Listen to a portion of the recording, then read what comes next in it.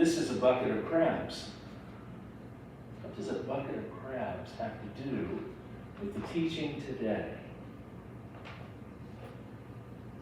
I think Jesus is saying a couple of things here that are a little uncomfortable, or they can maybe be a little uncomfortable. The first thing I think Jesus is saying is God doesn't make enemies. We have a tendency to make enemies in our humanness, but God doesn't make enemies. That's point one. Point two, what keeps us from seeing people that traditionally we might look at as enemies or the other, if you will, is something that Jesus says is very seductive and very dangerous. Every family is a system. This church is a family and it's a system. Your family that you grew up in or that you are a part of is a system, and everyone plays a role in that system. And when someone tries to get out of the system, a lot of times this equilibrium is broken, and the rest of the family system will reach up and try to drag the crab back in. I say, that's kind of a tough teaching. I love my family. I didn't come to church for my pastor to tell me that my family is a system and that I play a role. I didn't come for this. Okay, well, we're gonna get through this together, I think. What's my next slide, Dave? So Jesus is rejected on this first point, God doesn't make enemies. He makes a decision on his way to Jerusalem to go through Samaria. Jews hate Samaritans. Samaritans hate Jews. Why does he choose to go through Samaria? On his way to Jerusalem, probably to be executed. I don't know. But he did it. He did it for a reason, I think, to make a point. I'm always reaching into new worlds. I'm always reaching out to new people. God is a God who is constantly ever expanding in diversity and willing to welcome and take unto himself the other, even parts of groups that we find despicable and offensive, like the Samaritans. And so, of course, what James and John, the sons of thunder, say, do you want us to call down fire from heaven? These dirty, nasty Samaritans. Look how they disrespected you. And Jesus turns and rebukes them and says, oh my gosh, you've been with me now, 3 years? Do you still not get it? The Samaritans are not God's enemy, and they're not really your enemies either. Open the aperture. Open your eyes. It's not all about you and the Jews and your little worldview, your little family. God's family is huge. But no, you don't get it. At any rate, no, don't call down fire from heaven.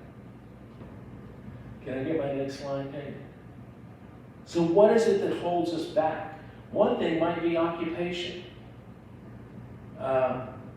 Elisha, what is this thing about him burning the oxen, or slaughtering all the oxen, and taking up all the plowing equipment and burning it to boil the oxen? Symbolically, at least, he's leaving his family. He's leaving and going out to see a bigger world. He's following Elijah. And there's no turning back. I started thinking about this as I was writing the sermon. Can I get one more, Kate? Thank you. You know the story of Cortez, the Spanish conquistador, when he conquered Mexico? He hit, I think the west coast of Mexico. I can't remember. But anyway. He hits Mexico and he burns his ships. Why does he burn his ships? Because there's no plan B. It's not like we're going into this. If you're Elisha, it's not like I'm going into this, Elijah, but if it didn't work out too good, I can always go back to mom and dad. I can always go back to, my room. I got my computer. Mom cooks pretty good pie. Not gonna starve. No, there's no turning back. Cortez, there's no turning back. Hey, this isn't working out well. These Indian peoples here, the Aztecs, they are some mean fighters. Let's go get back on our ships and head back to Spain. No, there's no turning back. We've got to stick with what we're doing. And so Elisha, like Cortez, and I'm not passing judgment on Cortez's occupation, slaughtering people, whatever. I'm just saying that the metaphor is the same. So occupation is one thing that can keep us from seeing the bigger picture that God wants us to see. I told you, it's my mission to ruin Hobby Lobby for everybody. Jesus says something that's kind of disturbing, doesn't he? My dad is dead. Can I go back to his funeral? And Jesus says, let the dead bury their dead. It's a little harsh. I think it's an exaggerated statement. And I would encourage you, if and when your father dies, I would encourage you to go to his funeral. I went to my father's funeral. But Jesus is basically disrespecting or negating the nuclear family, like he did back at the temple when they said, hey, your mom and all your brothers are here. He says, who are my mother and brothers? He's basically saying, no, family is not everything. No, it's not. Your family, your mom, dad, sister, brother, cousin, Uncle Fred are not actually everything and the most important. As you begin to open your eyes, actually, your family can be the crab pot that keeps you in that small system right when you're the most vulnerable and it's time and you're trying to open your eyes and move into a bigger system. Jesus was way ahead of Sigmund Freud and Carl Jung and Murray Bowen in family systems theory. He was talking about this 2,000 years ago. Families is another thing, like occupation, that can keep us inside of our own small white picket fence world and not able to see that the other people around us are actually not our enemies. Can I get one more, Kate? So, I'm ruining Hobby Lobby for you. This is Marta's is my favorite movie. I'm ruining this for you, too. Has anybody ever seen My Big Fat Greek Wedding? Yeah. Okay, it's Marta's in my movie, actually, because I come from the white toast family. And Marta's family is this big, loud, huge, all-encompassing family that is in everybody's business all the time. And they make tons of noise. And we love, and I've gotten to where I love parts of Marta's family. She doesn't watch my sermons because they put her to sleep. But this is a scene. Look at the family dynamics here, if you will, and see if this. See what your reaction is in light of what I'm telling you about how families, and it's not done on purpose. It's a system. Can I get the? I think this is a video. I'm sure this is a video.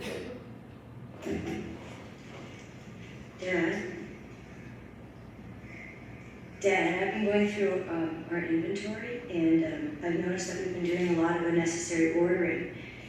So I've been thinking that maybe we should update our system.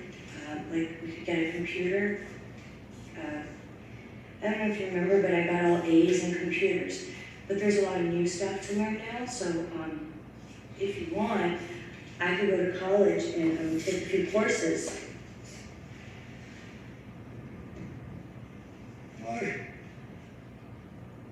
Why do you want to leave me? I'm not leaving you. Don't you want me to do something with my life? Oh, yes! Get married, make babies. You look so old. What is going on? Mr. Pottery Class. Nice to meet you. This is my cousin Nikki. Oh, hello. It's nice to finally meet a member of Tula's family. Yeah, well.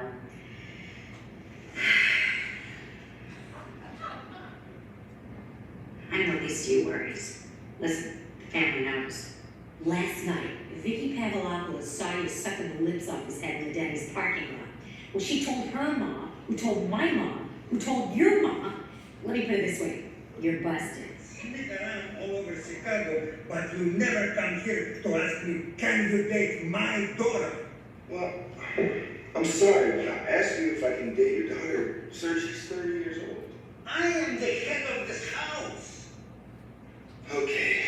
May I please date your daughter? No!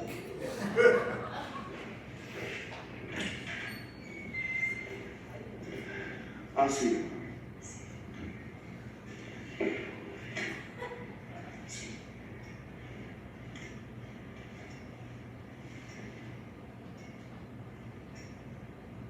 Didn't I say it's a mistake to educate women?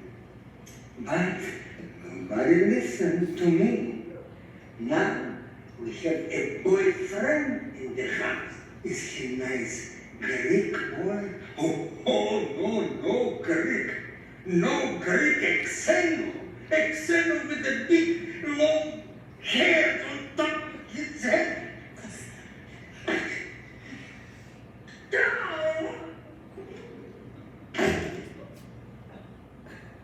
I just thought that was so perfect.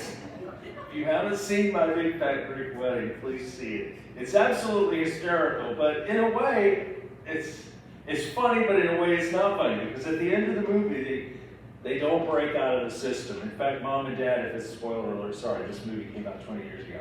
Mom and dad buy them a house right next door, and granddaughter is going to Greek school. But it's hysterical anyway. And it's Marta's family too, so it's near and dear to my heart. In fact, church is going by pretty fast today, I'll tell you. I met Marta's family at a wedding in El Paso, Texas, and the groom actually, before the wedding, had been cooking chicken and steaks and stuff all day long on this giant fire pit grill. And he's just bringing all of this wonderful meat off of the grill when someone says, Walgreens has a special for $5 on these little vases with like plastic flowers in them or something. And to the Mexican women, this was just like, oh my gosh. And so they all just got up in this giant uproar and ran to their cars and left. And I was like, how rude. And I was really steamed. This poor man has spent the whole day cooking, and now he brings the hot food when it's off the grill, when it's perfect. And I'm the only one that's steamed. And Marta's like, what's your problem? I'm like, how rude is that? Was that just so rude? They just all ran down for what, plastic flowers? This is just off. She said, you're the only one that's upset. They'll eat when they're ready to eat. This is my people. This is how we do it. Like, okay, it took me a while to figure it out. I'm still figuring it out. Can I get one more, Kate? I think about a couple of things too. It can be family. I was counseling with a young woman, and it was a family with 3 daughters. The oldest daughter is the sports superstar, and she's the favorite. Youngest daughter is the baby, and she gets spoiled, and anything that she needs is taken care of. Middle daughter is the one who tries to keep everyone happy and feels responsible whenever anyone isn't happy.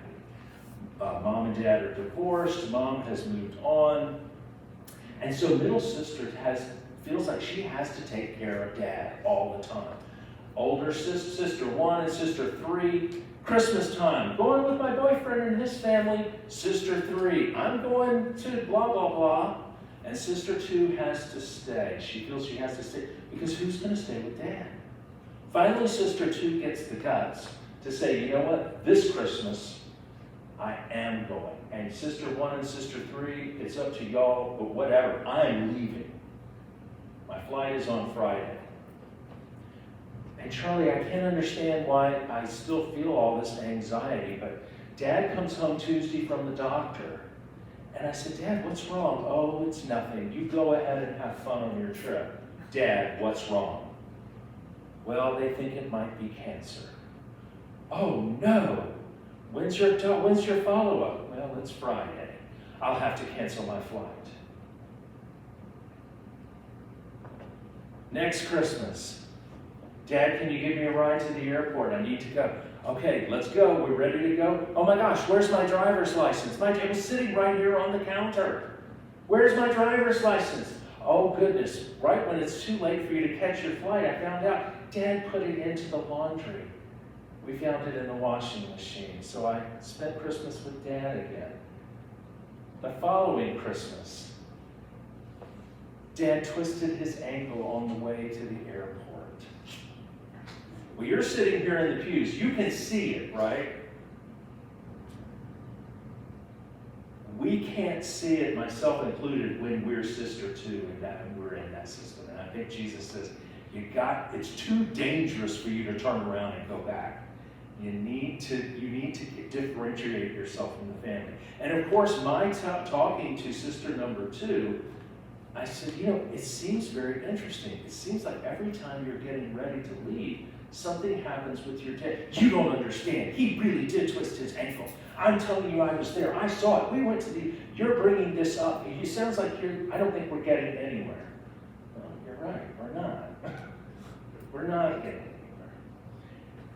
I don't know if anybody has seen Top Gun Maverick yet. Has anybody seen Top Gun Maverick? It's awesome.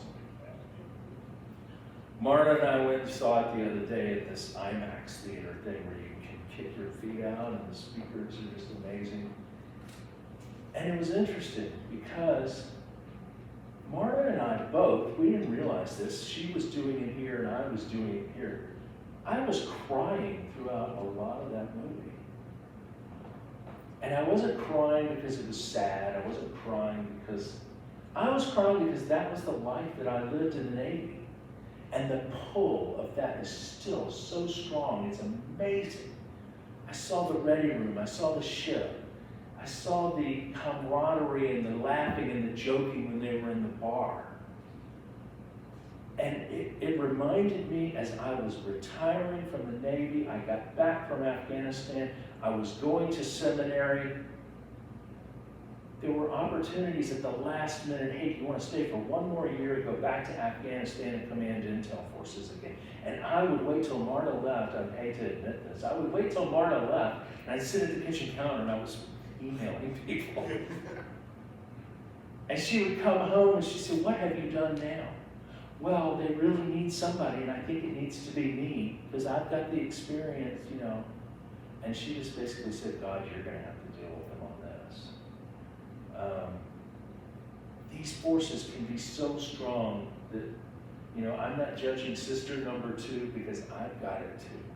We've all got these things that tempt us into saying, my group, my worldview, my white picket fence, my Jewishness, and those Samaritans.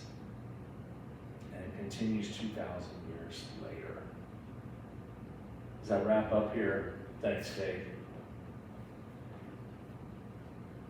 I had an uncle who told me one time when I was a lot younger.